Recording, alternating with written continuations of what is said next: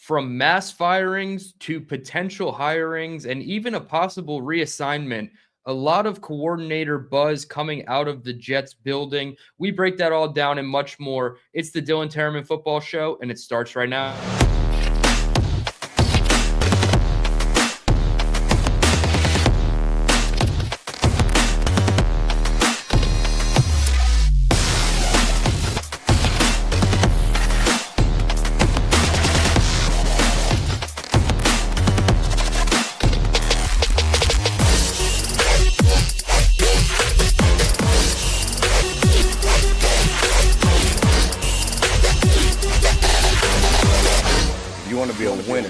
Not only have to understand how to win, but to understand how to consistently win. What's going on, everyone, and welcome into another episode of the Believe in Jets podcast. I am your host, DTereman, where today we are talking about the ongoing defensive coordinator search, as well as much other assistant coaches that need to be filled on this Jets coaching staff. Last night, the Jets announced major firings. The news was broken by Aaron Wilson, who covers the NFL out in Houston.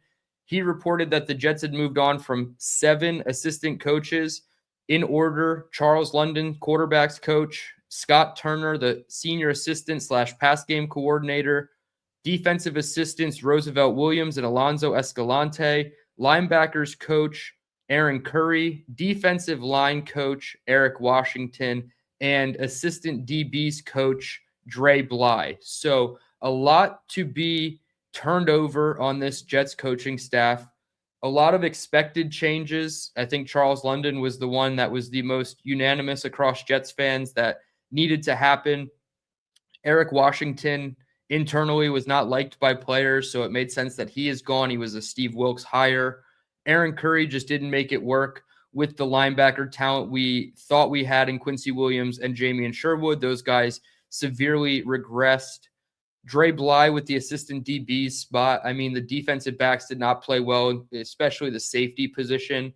Chris Harris does survive as a DB / pass game coordinator, also was the interim DC when Steve Wilks was fired. So Chris Harris is really the only major assistant coach on the defensive side who is kept. They did keep assistant defensive line coach and assistant defensive backs coach.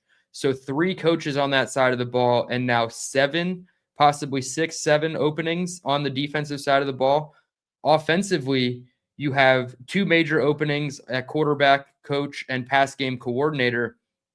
And also they talked about the reassignment of a potential offensive coach who will be retained by Aaron Glenn. So that leads us to speculate on who it could be. And then he followed up his tweet and said there could be a change in Tanner Engstrand's role, structure of the offense, play calling duties. All of those things are up in the air. So it looks like Tanner Engstrand could be reassigned from offensive coordinator, perhaps. And we discussed this on the live stream last night, breaking down the news.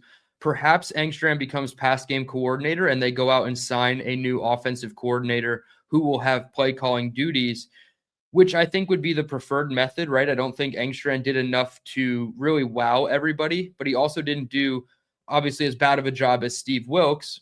He's probably the second best coordinator hire. Obviously, Banjo was, almost a 10 out of 10 if you could with that hire, and Wilks was basically a 0 out of 10. So Engstrand's probably somewhere in the middle between a 3 and a 5 out of 10 on his hire, which is definitely not encouraging. So you can certainly make the case that this move should happen for the Jets and they can bring in a new offensive coordinator, a new defensive coordinator, as well as several other position coaches. On the defensive side of the ball, we do have some coordinator updates from this past week.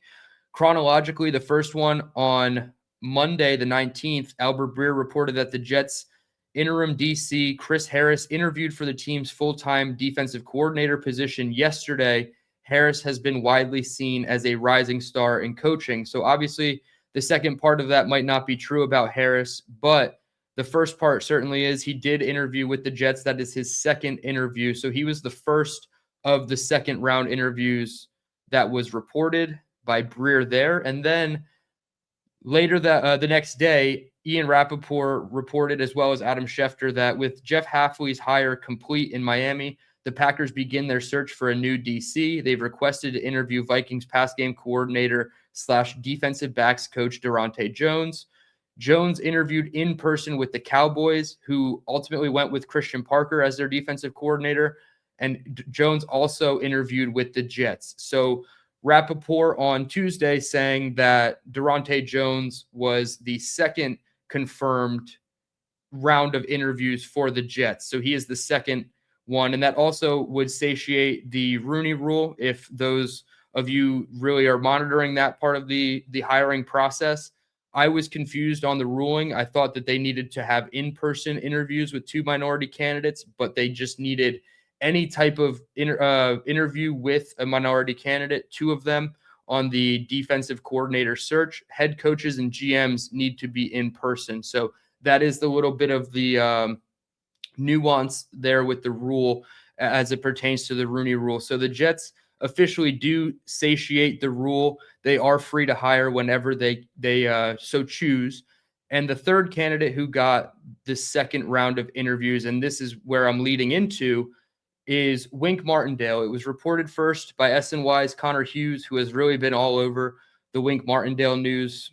You can take that as a positive or a negative, Jets fans. I'm not here to tell you how to think. I don't think this is a great optic hire for the Jets. I don't know if this is a guy that's going to save Aaron Glenn's job, but Wink Martindale is flying to New York today, which is the 24th, the time of this recording, where he will have an in-person interview with the Jets for their vacant defensive coordinator job. So we have 3 confirmed candidates from the first round of interviews confirmed as a second interview for the Jets. So those guys would be deemed 3 finalists, so to speak.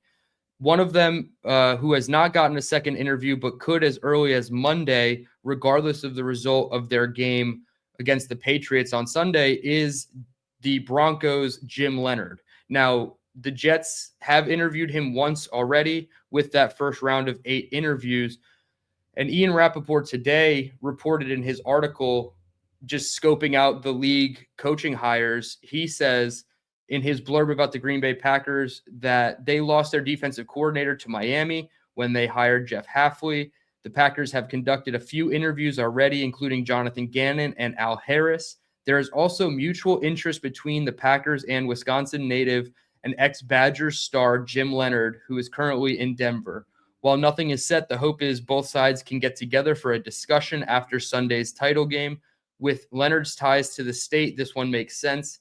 Leonhard is considered one of the top defensive coordinator candidates out there. So the Packers would probably be the betting favorite to get a Jim Leonhard, right? It's definitely a more attractive destination than the Jets by all means. They have a ton more talent. They're a more historic franchise. They're currently winning games. They were just in the playoffs. I understand it was a short exit for them, but much more of an attractive situation in Green Bay than New York. So the full update on the coordinator candidates is as the graphic shows. 3 guys get second interviews out of the 8, and they still have Ephraim Banda and Jim O'Neill, DeMarcus Covington, and Jim Leonhard are the ones that have not. They still could interview these guys. I assume we will hear maybe 1 or 2 more names interviewed before they make their final decision.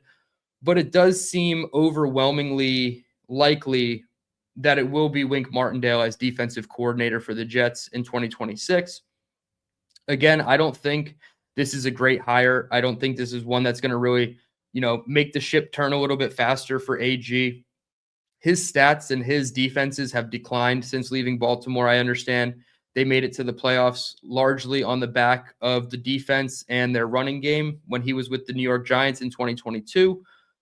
But in 2023, it went more downhill, and then he went over to Michigan to coach the Wolverines defense. And over the last 2 seasons, it has not looked great either. So it's not necessarily a hire that inspires a ton of confidence. The only one positive I guess I can say about Wink Martindale is that in that 2022 season, he really coached up a bit of mediocre or subpar talent on that Giants roster. So that would be the only positive, is perhaps they look at this defensive side of the ball and say, it's not talented. We need to infuse more talent, but we also need a coach who can coach up the bad talent on this team to at least mediocre level. So That's the only thing that I can say about Wink that would give me, any positives, but it's a lot more negativity on my end about Wink specifically. I would just rather them go with a Durante Jones and Ephraim Banda, a first-time coach under the Flores or Schwartz tree, respectively, and then try to,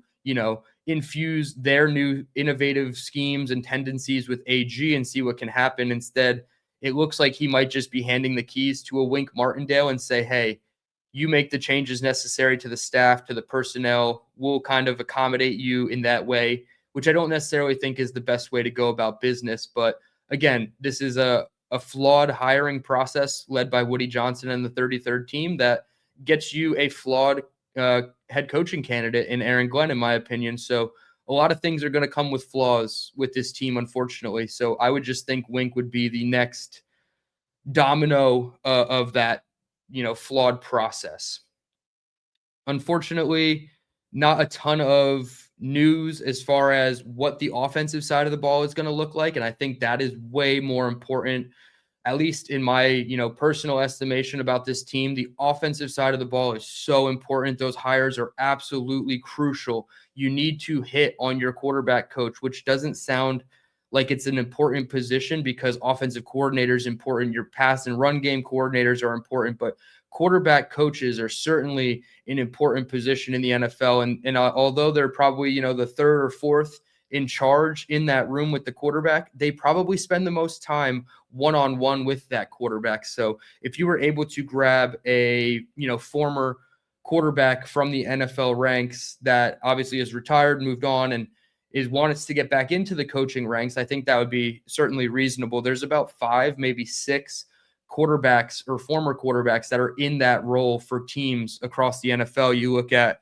Sean Mannion from the Green Bay Packers, Mark Brunell with the Lions, Josh McCown with the Vikings, Davis Webb in Denver, Scott Tolzien with the Saints, JT Barrett with the Chicago Bears. So there's definitely, a precedent set where you can be a former quarterback turned quarterback coach. And maybe that's the avenue that the Jets want to go. I love when fans bring up Chad Pennington as quarterback coach because that gives me all the nostalgic warm and fuzzies from, my childhood growing up in the early 2000s watching those Pennington-led offenses. But not sure how likely he is specifically, but in that vein, please go find a guy who's done it before. And that doesn't necessarily mean all former players are good coaches. We've seen it just not work right now with Aaron Curry, the linebackers coach that we just let go. So it's going to take a lot, and it's going to put a lot of stress on Darren Muji and Aaron Glenn to get it right in year 2. You are turning over 60% of your staff. You've already fired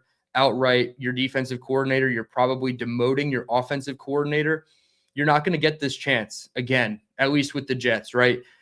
You're not going to be able to turn over 60% of your roster next year and convince Woody Johnson that year 3 is a must for you guys to turn it around. That's not going to be acceptable. I don't even think a year 3 should be talked about with this regime right now by any stretch. They have not deserved year 2. They didn't really earn it. So it's really hard to, already put the cart before the horse and say, 2027 is when they get to turn it around. Absolutely not. This team needs to see tangible improvements across the board.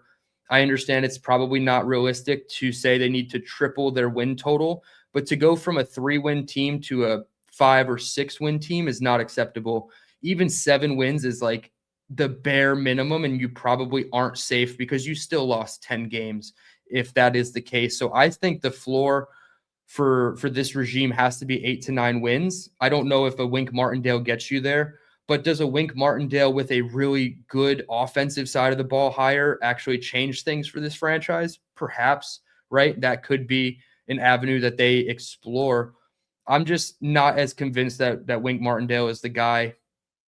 Offensively, I can't wait to see the names that come out for any of these jobs, right? Quarterbacks coach or whatever they do with Engstrand. If it is an offensive coordinator that is in fact needed on this team, I will be interested to see who takes the gig because big name defensive coordinators already said no to the Jets. And we don't know the names of those guys. I'm just speculating here, but perhaps it was the Jonathan Gannon, Raheem Morris's, Jim Schwartz, Brian Flores's of the world that said no. So if there are any of those guys on the offensive side of the ball, I'm looking at like maybe a Joe Brady or a Grant Udinsky or things of that nature. Like they're not going to come take even a lateral move or technically a promotion because they get play calling duties. I don't think that they're going to jump in with the Jets if they're already getting looked at elsewhere around the league. So it's going to be very telling what these hires mean for the regime under Darren Muji and Aaron Glenn. It's going to basically seal their fate. If they don't make good hires and they don't turn this around right away, 500 record after 10 games, after 14 games, if you can get to 5-5 or 7-7 as a team, I think that would actually go a very long way to show that you can turn this around in year 3. But until that, we need to see the results, and the results need to be way better than they were in 2025. So that's going to do it for this episode. Sound off in the comments what you think about the defensive coordinator hires. What do you think about Wink Martindale specifically? Like the video, subscribe if you're new. We're well on our way to 1,500 subs. I certainly appreciate everybody for subscribing to the channel. Give the podcast a 5-star rating and review. That certainly goes a long way to helping the channel and showing your support as well. DT signing out saying, let's go Jets.